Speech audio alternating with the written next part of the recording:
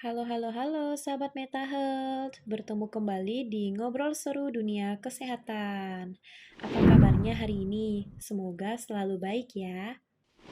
Hari ini kita akan membahas mengenai kolostrum dari susu. Nah, beberapa waktu ini saya sering mendengar mengenai susu kolostrum. Mungkin teman-teman di sini sudah pernah meminum susu kolostrum atau sedang berpikir ingin mengkonsumsinya. Nah, oleh sebab itu, saya ingin berbagi mengenai apa sih sebenarnya kolostrum dari susu tersebut. Kolostrum adalah cairan susu pertama yang diproduksi oleh kelenjar susu pada mamalia, termasuk manusia. Nah, kolostrum ini mengandung antibodi dan hormon pertumbuhan yang berperan penting sebagai sistem kekebalan dan perlindungan terhadap infeksi.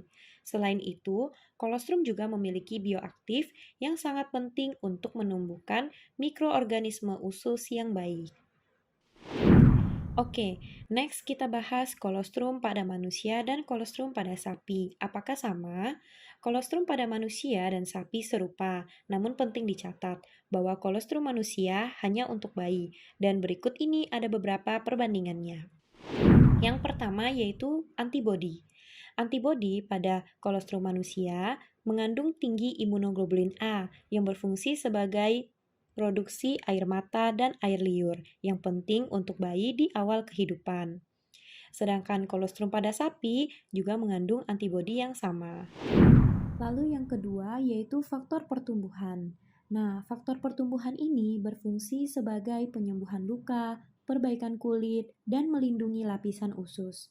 Faktor pertumbuhan pada kolostrum manusia mengandung dua faktor pertumbuhan yang unik, yaitu CAGF yang bekerja pada kulit dan CBGF yang bekerja di sel trombosit atau keping darah.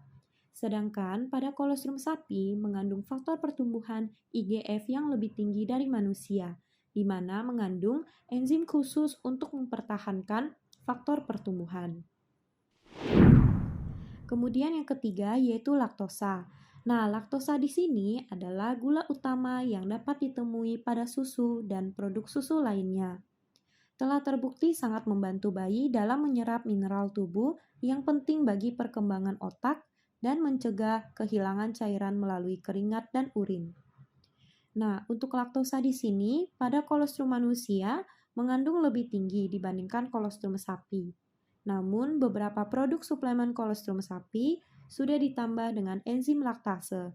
Nah, selain itu, kolostrum sapi juga mengandung kasein yang lebih tinggi sehingga berfungsi sebagai pembentuk otot.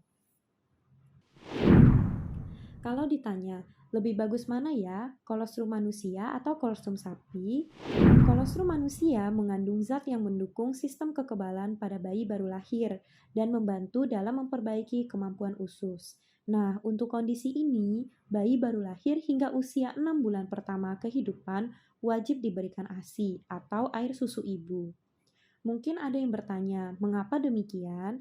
Karena semua bayi baru lahir memiliki kondisi usus yang belum sempurna, sehingga terdapat kebocoran bila tidak ditutup dengan kolostrum dari air susu ibu ini. Sehingga akibatnya antibodi, protein, dan komponen alami lewat begitu saja melalui pembuluh darah. Kemudian, kolostrum sapi. Nah, kolostrum dari sapi saat ini sudah tersedia dalam bentuk pil maupun bubuk. Untuk anak-anak hingga dewasa, ini dapat berfungsi sebagai antibodi lanjutan, menjaga kesehatan pencernaan, dan sebagai nutrisi bagi olahragawan atau atlet. Nah, yang terakhir yang perlu diperhatikan dalam memilih suplemen kolostrum sapi adalah pastikan mengetahui kualitas sapi yang dibesarkan, karena bioaktif yang terkandung di dalam suplemen berbeda-beda, serta proses pengolahannya harus diperhatikan. Apakah sudah melalui pasteurisasi? Karena sampel yang tidak dipasteurisasi dapat ditemukan jumlah bakteri yang banyak, seperti salmonella yang dapat membuat infeksi pada usus. Oke, mungkin itu saja yang dapat Meta Health bagikan pada segmen kali ini. Sampai bertemu di Ngobrol Seru Dunia Kesehatan segmen berikutnya.